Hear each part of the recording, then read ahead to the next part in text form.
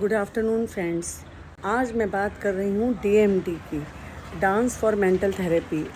इसके बारे में बात करने क्यों आई हूँ, इसका क्या फ़ायदा है, साइकोलॉजिकल हमारे फील्ड में DMT का क्या रोल है, उसके बारे में बात करेंगे। उससे पहले मैं आप लोगों का ध्यान एक चीज़ पर डालना चाहूँगी।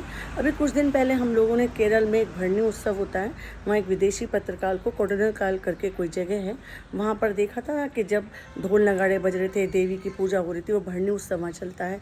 उस टाइम बहुत ज़ोर ज़ोर से मंत्रोच्चार होने लगा। वो विदेशी महिला पत्रकार बाहर से आई थी भरनी उत्सव का ब्लॉग्स बनाने, वो ब्लॉग बनाती थी।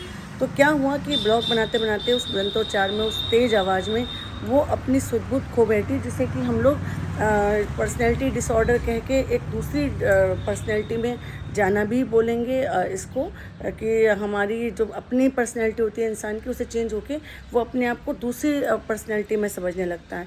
कई बार क्या होता है, वो मेंटली रूप से थोड़ा वीक होता है, कई बार उसके ऊपर साइकोलॉजिकल रूप से डिस्टर्बेंस होता है, कई बार वो किसी PTSD से आता है, या वो जिस चीज़ को बहुत ज़्यादा बिलीव करता है ना, जैसे कि हमने अभी एक्ट्रेस सुधा चंद्रन को देखा था कि जैसे जो लोग बहुत देवी की ही बात नहीं है, ये मुस्लिम्स में भी होता है और ईसाई मिशनरीज में भी होता है। जब हम अपने को देवता के साथ, जिसको हम डीटी के साथ बहुत ज़्यादा हम अपने को अटैच कर लेते हैं, तो हम अपनी सुध-बुध, अपनी पर्सनैलिटी को उस टाइम खोकर एक दूसरी पर्सनैलिटी में बिलीव करने लगते हैं। इसको ही हम ये बोलेंगे कि जिसे हम कहते हैं कि देवी का आना हो गया, या कोई भूत प्रेत आ गया, या उस टाइम वो उस बात को समझ नहीं पा रहा है कि बात क्या हो रही है।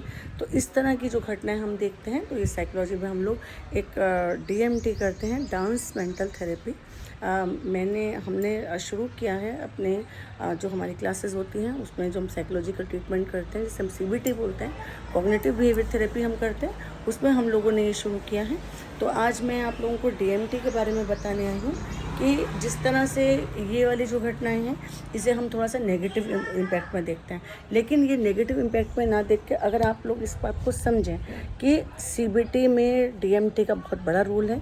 विदेशों में तो इसको बहुत एक, जैसे कि हम प्ले थेरेपी लेते हैं, जैसे कि हम डांस थेरेपी लेते हैं, कपल थेरेपी होती है, फैमिली थेरेपी होती है, बात करते हैं कि कोई डिप्रेशन में, कोई नेगेटिव थॉट्स में, किसी को आत्महत्या का दिमाग में आ रहा है, या रिलेशनशिप प्रॉब्लम्स आ रही हैं, बहुत सारी प्रॉब्लम्स होती हैं डिप्रेशन के लिए।